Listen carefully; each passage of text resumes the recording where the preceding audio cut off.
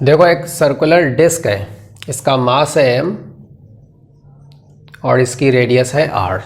इसकी पेरिफेरी पर एक धागा लिपटा हुआ है मासलेस, और धागे के दूसरे एंड पर ये ब्लॉक बंधा हुआ है। इस ब्लॉक का मास है 2m।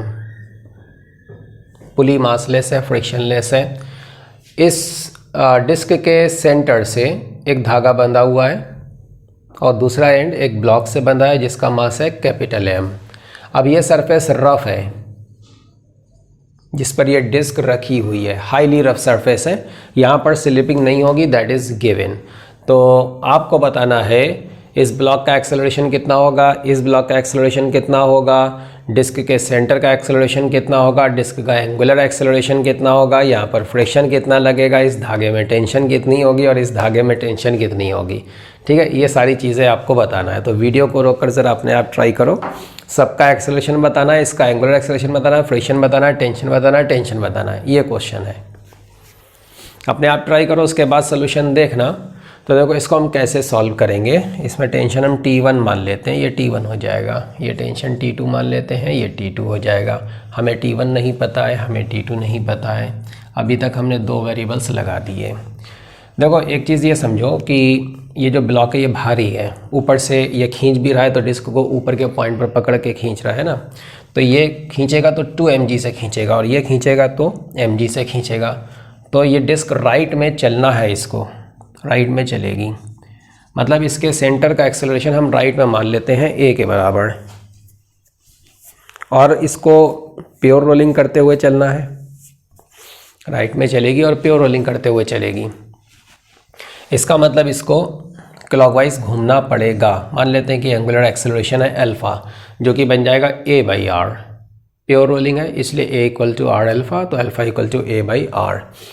तो अल्फ़ा लेने के बजाय आप इसको सीधा सीधा a/r ले लो, है ना, ताकि वेरिएबल्स हमारे ज़्यादा ना बन सकें।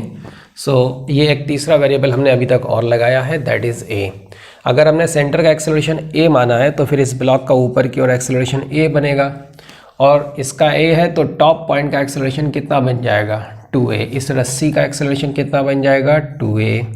तो इस ब्लॉक का एक्सेलरेशन कितना बन जाएगा 2a। अभी तक हमने 3 वेरिएबल्स लगाए हैं। अच्छा, एक फ्रिक्शन भी है जो हमें नहीं पता है ना, तो फ्रिक्शन बनने वाला है हमारा चौथा वेरिएबल।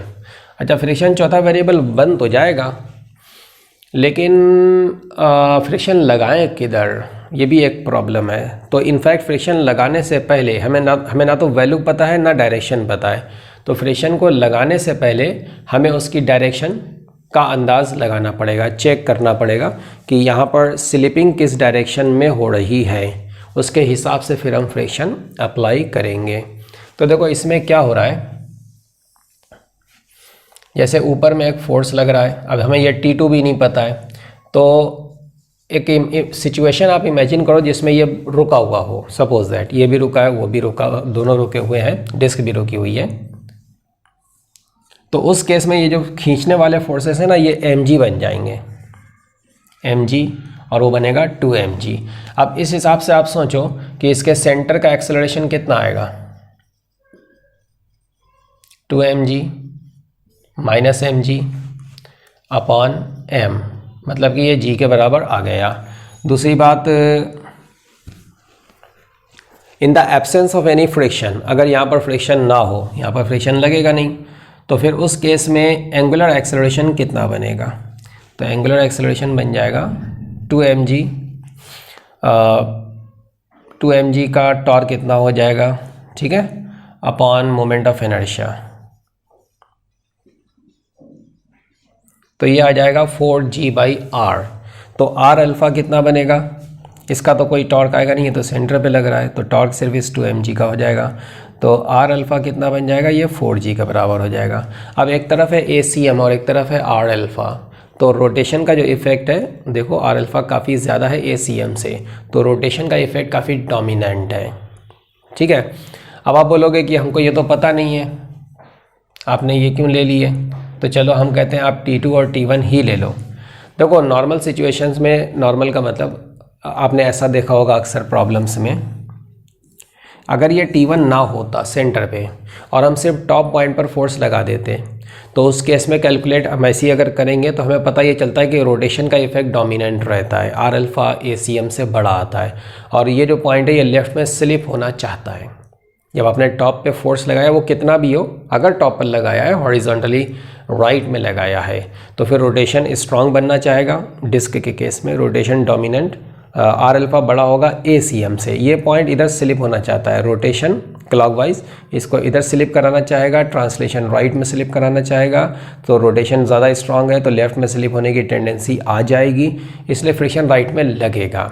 अब क्या होगा, अगर एक एक्स्ट्रा फोर्स सेंटर पे और लग जाए तो वो किस पर असर डालेगा, रोटेशन पर या ट्रांसलेशन पर? ट्रांसलेशन पर। ट्रांसलेशन को रिड्यूस कर देगा, रोटेशन पे असर नहीं डालेगा। क्यों? क्योंकि वो तो सेंटर पर ही लग रहा है, उसका तो टॉर्क आएगा ही नहीं। तो रोटेशन तो जैसे इसकी वजह से हो रहा था वैसे ही होगा, उतना ही स्ट्रांग होगा, लेकिन इसने अपोजिट लग करके ट्रांसलेशन के इफेक्ट को और कमज़ोर बना दिया। वो पहले से भी कमज़ोर था, अब इस फोर्स की वजह से वो और कमज़ोर हो गया, तो रोटेशन अब ज़्यादा ही स्ट्रांग हो जाएगा, तो फिर इस पॉइंट में और ज़्यादा टेंडेंसी आ जाएगी लेफ्ट में स्लिप होने की। इसका मतलब फ्रिक्शन राइट में लगेगा। तो ये हमने चेक क्या कर लिया यहाँ पर कि फ्रिक्शन डिस्क के बॉटम पर, कॉन्टैक्ट पॉइंट पर राइट में लग रहा है। चलो अब हम फ्रिक्शन को राइट में लगा देते हैं। ये हमने लगा दिया। फ्रिक्शन की वैल्यू हमें नहीं पता है, स्लिपिंग नहीं हो रही है, ये स्टैटिक फ्रिक्शन है। अब प्रॉब्लम सॉल्व हो चुकी है। ये 4 वेरिएबल्स हैं, हमें 4 इक्वेशंस बनाना है। एक इक्वेशन इस ब्लॉक से आएगा, दूसरा इस ब्लॉक से आएगा, तीसरा डिस्क के ट्रांसलेशन से आएगा और चौथा डिस्क के रोटेशन से आएगा। इस ब्लॉक की अगर हम बात करें तो नीचे लग रहा है 2 mg, ऊपर लग रहा है T2। ये होना चाहिए मास into acceleration, acceleration is 2a।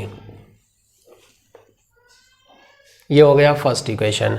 इस ब्लॉक की अगर हम बात करें, ऊपर लग रहा है T1 और नीचे लग रहा है mg, और ये ब्लॉक ऊपर जा रहा है ऑब्वियसली, तो net force equal to mass into acceleration. ये हो गया second equation.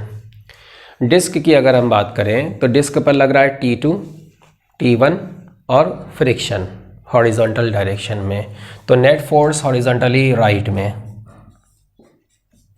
This should be equal to mass into acceleration, centre का एक्सेलरेशन, डिस्क के सेंटर का एक्सेलरेशन। ये हमने डिस्क के ट्रांसलेशन के लिए इक्वेशन लिख दिया।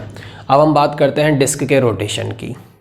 देखो सेंटर के अबाउट टॉर्क हम फाइंड करेंगे, तो जो T1 है उसका टॉर्क तो 0 हो गया, T2 है, T2 का टॉर्क लगेगा क्लॉकवाइज लगेगा T2 into are.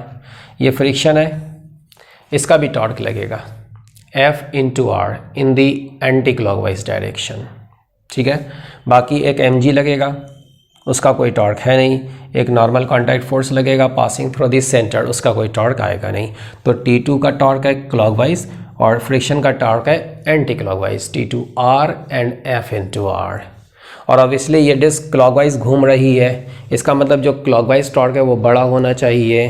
So what is the net torque on this disc about this centre in the clockwise direction? That is T2 into r minus friction into r, net torque. और net torque क्या होता है? I alpha, tau equal to I alpha, और I कितना है? Half mr², और alpha कितना है? This is a by r. So this is the fourth equation. 4 variables में ये 4 इक्वेशंस हैं, सॉल्व कर लो। T1 मिल जाएगा, T2 मिल जाएगा, A मिल जाएगा, 2a मिल जाएगा। A का मतलब ये, इसका और इसका एक्सेलरेशन, और 2a का मतलब इसका एक्सेलरेशन। ठीक है, और हाँ वो फ्रिक्शन भी मिल जाएगा।